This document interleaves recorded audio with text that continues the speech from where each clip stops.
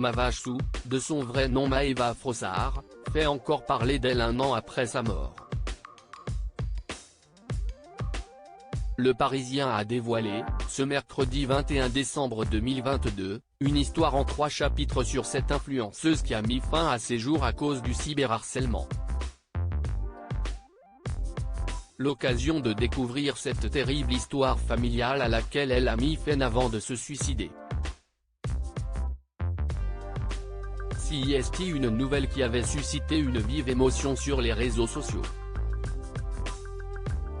Le 21 décembre dernier, la meilleure amie de Mavachou annonçait qu'elle avait mis fin à ses jours à cause du cyberharcèlement ultra présent sur les réseaux sociaux. « Je suis au regret de vous annoncer le décès de Maeva survenu hier en fin de journée.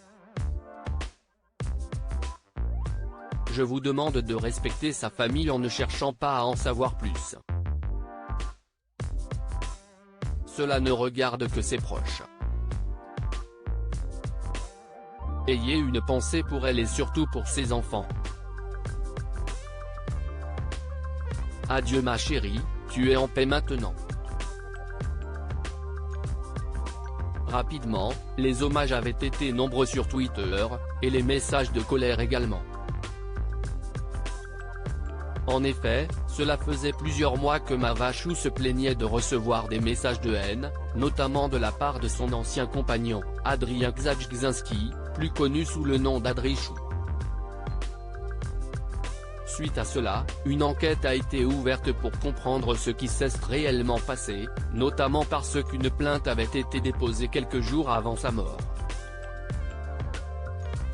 Une réconciliation bouleversante depuis cet événement tragique, Mavachou est devenue l'une des figures du cyberharcèlement.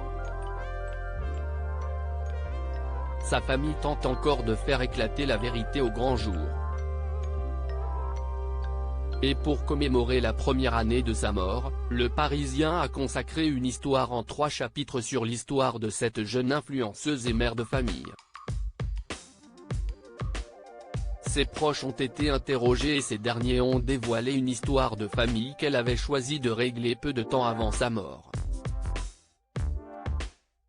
En effet, pendant de longues années, 8 ans précisément, Mavachou a été en froid avec son père après avoir choisi de quitter la Suisse pour la France. En décembre 2019, elle m'a écrit un magnifique message. Elle m'a dit qu'elle s'était libérée de cette emprise, qu'elle aimerait retrouver son papa, que je connaisse mes petits-enfants, explique Florian, son père. Mavachou lui envoie des photos de son nouveau conjoint, c'est lui qui a poussé pour qu'on se voie en Suisse. Il m'a écrit pour me parler d'elle. J'avais de l'appréhension, forcément, mais j'ai vite été détendu. La soirée s'est très bien passée. 5 mois après, quasiment jour pour jour, elle mettait fin à ses jours.